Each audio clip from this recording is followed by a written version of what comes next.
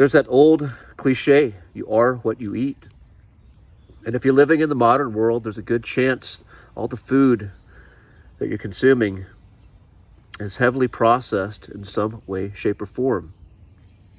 If you're getting your food at a supermarket, then you're most likely consuming produce that's been sprayed with fungicides and rodenticides and herbicides.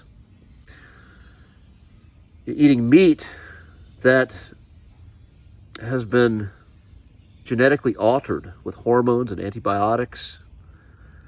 And then there's those things that you find in wrappers and bags that they call food that most likely is going to outlast you, that's going to have biodegradable past life far beyond anything in the human body that's natural.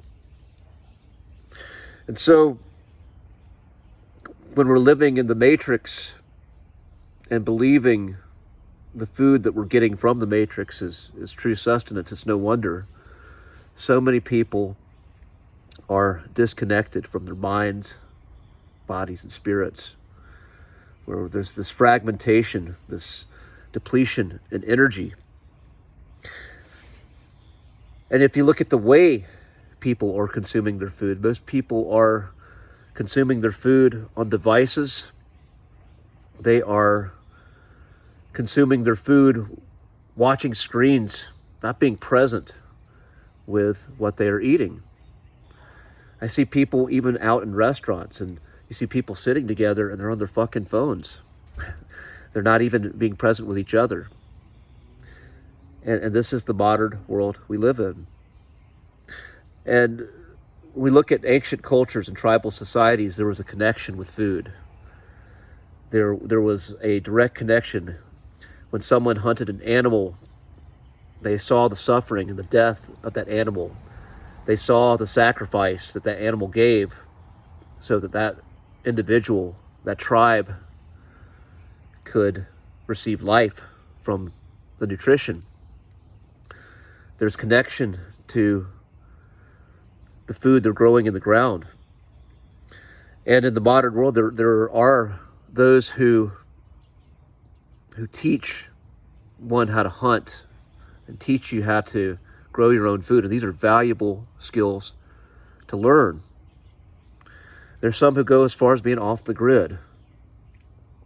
But if you're somebody who's practicing the fourth way, Gurdjieff's fourth way, which is being in the world but not of the world, having a mission that is in the matrix but not of the matrix. Sometimes the demands of your mission and of your current life don't allow you the privilege of that connection, that direct connection with what you're eating. And so what I offer on this piece on nutrition is simply having a starting place of awareness and intention. If you're shopping at a supermarket, have the intention of sustaining yourself on whole natural foods or whatever comes closest to that from a supermarket. Have that intention. Go in there with that intention. It may not be perfect, but that's far better than living off of conveniently packaged processed foods that offer you high stimulation, yet no real nutrition. Build a practice of being grateful and being present with the food you're consuming. Many people ask a blessing before they eat, and this blessing is a way of connecting you with what you're eating. It's a way of connecting your soul with God, with something more, with what's given its life so you could have life. Have a practice of being simply present with the people you're eating and the food you're eating, whether that be eating in silence or be communing with other people, being off the screens. Turn off the distractions, just simply by turning off that which is pulling your consciousness outside your body, outside your present moment. When you're eating, that reconnects you, that process. that sacred process of nourishment. And when we feed our bodies well, when we feed our bodies intentionally, when we feed our bodies with gratitude, then we are feeding our souls with the same.